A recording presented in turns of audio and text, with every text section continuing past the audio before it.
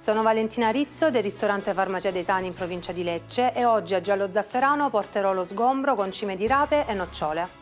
Iniziamo col pulire lo sgombro, tiriamo via le interiora, sciacquiamo un po' con l'acqua fredda e mettiamo ad asciugare. Adesso iniziamo a sfilettare facendo un taglio sul dorso, posizioniamo il coltello sotto la pinna e andiamo giù, evitando di fare dei movimenti seghettati. Facciamo la stessa cosa dall'altra parte. Andiamo a togliere la parte della pancia, che è quella che contiene poi tutti gli organi, e andiamo a dare una forma regolare ai nostri filetti. Ora andremo a togliere tutte le spine. Versiamo lo zucchero nella nostra teglia, più o meno 5 mm, e andiamo a posizionare i nostri filetti dalla parte della pelle. Lo sgombro viene marinato con lo zucchero perché lo zucchero, oltre ad assorbirne l'umidità in eccesso e quindi a rassodare la carne, gli toglie quel sapore molto forte che di norma ha il pesce azzurro. Andiamo a ricoprire con lo zucchero. Lasciamo marinare per 20 minuti. Una volta marinati sciacquiamo gli sgombri. Prepariamo la seconda marinata versando dell'acqua fredda e del sale. Facciamo sciogliere. Immergiamo quindi i nostri filetti. Dovranno restare in acqua per 2-3 minuti.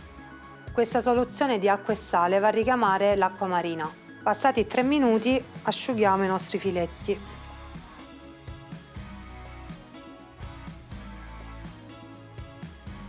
Passiamo ora alle cime di rapa, le puliamo togliendo la parte più coriacea. Portiamo a bollore dell'acqua e ci aggiungiamo del sale e un pizzico di bicarbonato. Immergiamo le nostre cimette di rape.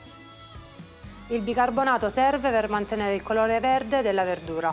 Passati 2 minuti, le nostre cimette sono pronte e le immergiamo in acqua e ghiaccio per bloccarne la cottura. Le poseremo su una teglia con del panno carta per asciugare l'acqua in eccesso. Mettiamo le nocciole a tostate in una teglia coperta da carta forno. Inforneremo per 8-10 minuti a 180 gradi. Una volta tostate le andiamo a frullare ancora calde. Una volta ottenuta questa consistenza andiamo ad aggiungere dell'acqua e un po' di sale. E continuiamo a frullare. Per ottenere una salsa liscia la passiamo al setaccio. E ora passiamo ai fornelli. Scaldiamo una padella con un filo d'olio e una volta arrivata a temperatura mettiamo i nostri filetti di sgombro. Li posiamo dalla parte della pelle, facendo una piccola pressione per evitare che si arriccino. Una volta che la pelle è ben rosolata, li giriamo per un attimo dalla parte della carne e terminiamo la cottura. Facciamo attenzione a non cuocere troppo lo sgombro per mantenerlo più succoso. Una volta pronti posiamo i nostri filetti su una teglia con del panno carta, spennelliamo la pelle con un po' d'aceto di mele. Facciamo questa operazione quando la pelle del pesce è ancora calda in modo da assorbire meglio i sapori. Terminiamo con un po' di sale Maldon. Nella stessa padella in cui abbiamo cotto lo sgombro mettiamo le nostre cimette di rapa e le facciamo rosolare per bene da entrambi i lati. Terminiamo con un cucchiaio di succo di limone.